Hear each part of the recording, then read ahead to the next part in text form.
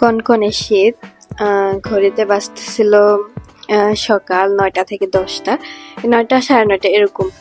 দেখেন বাইরে কি পরিমাণে কুয়াশা, প্রচন্ড ঠান্ডা ছিল, অতিরিক্ত কুয়াশা ছিল। তারপর হচ্ছে আপনার বাতাস ছিল অনেক, দেখা যাচ্ছিল না। দেখেন এত পরিমাণে ঠান্ডা পড়তেছিল।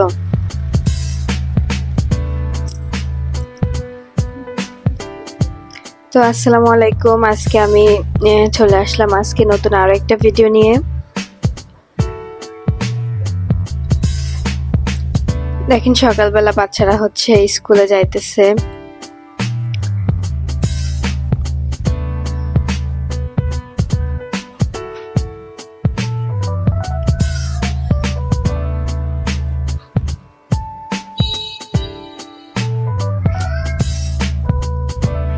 তো আজকে আমি হচ্ছে ঝাল চিংড়ি রান্না করব।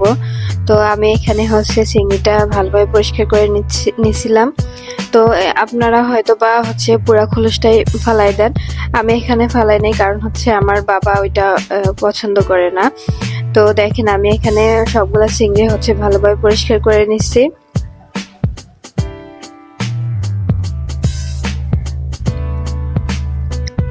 তো প্রথমে হচ্ছে আমি এখানে একটু হলুদ আর হচ্ছে একটু লবণ দিয়ে চিংড়িটা হচ্ছে একটু ভাপ দিয়ে নিব। অনেকে ভাপ দেয়, আবার অনেকে হচ্ছে ভাপ দেয় না। তো যেহেতু আমার বাবা হচ্ছে এভাবে পছন্দ করে, সেজন্য হচ্ছে আমি একটু ভাপ দিয়ে নেই আগে।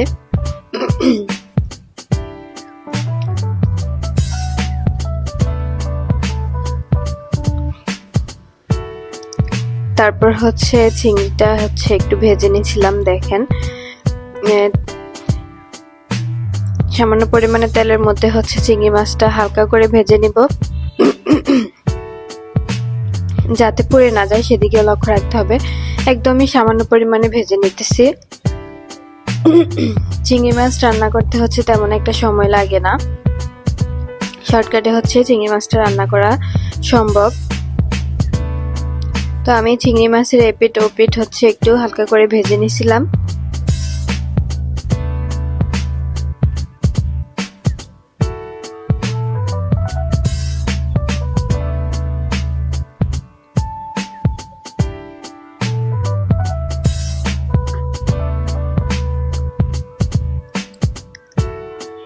আমি এখন দিয়ে দিচ্ছি হচ্ছে গরম মশলা, এলাচি, দারচিনি আর হচ্ছে তেজপাতা।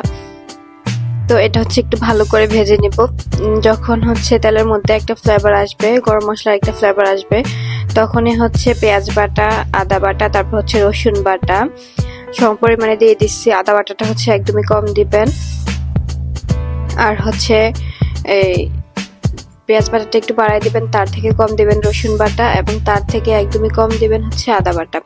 তো এখানে আমি হচ্ছে হলুদের পাই, মরিচের পাই, তারপর হচ্ছে ধনিয়া পাই, জিরা পাই, তারপর হচ্ছে এখানে একটু গরম মশলার পাই। আমি একসাথে নিয়ে হচ্ছে পানিতে একটু ভালো করে ঝাঁকিয়ে নিছি, নেওয়ার পরে হচ্ছে আমি দিয়ে দিচ্ছি।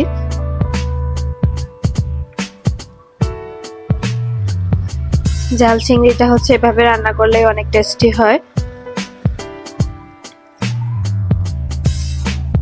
আমি হচ্ছে লবণ দিছিলাম, যেটা হচ্ছে আমি ক্যামেরায় নিতে ভুলে গেছি। আপনারা আবার এটা ভাবেন না যে আমি লবণ দেই নাই।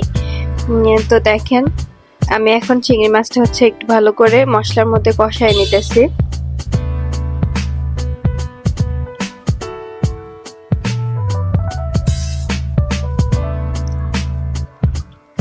রান্না শেষে এটা হচ্ছে একদমই এমন থাকবে, কিন্তু তার আগে হচ্ছে এটা হচ্ছে সিদ্ধ করার জন্য আমি পানি দিব।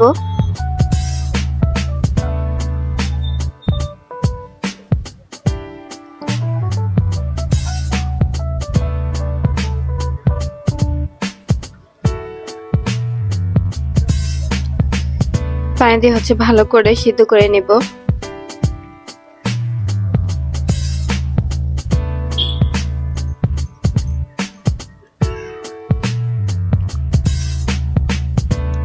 তো আজকে আপনারা যারা যারা আমার ভিডিও হচ্ছে দেখতেছেন, যদি ফার্স্ট দেখে থাকেন তাহলে হচ্ছে অবশ্যই কমেন্ট করে জানাবেন ভিডিওটি কেমন লেগেছে। আর অবশ্যই চ্যানেলটা সাবস্ক্রাইব করে বেল আইকন বাজিয়ে রাখবেন যাতে পরবর্তী ভিডিও আপলোড করার সাথে সাথে আপনারা পেয়ে যান। তো আজকে বিষয়টা ছিল হচ্ছে ঝাল চিংড়ি। আপনার বাসায় এভাবে ঝাল চিংড়ি ট্রাই করে দেখতে পারেন। তো আমার রান্না হচ্ছে মোটামুটি শেষের দিকে। আমার ভিডিও ধৈর্য ধরে দেখার জন্য ধন্যবাদ।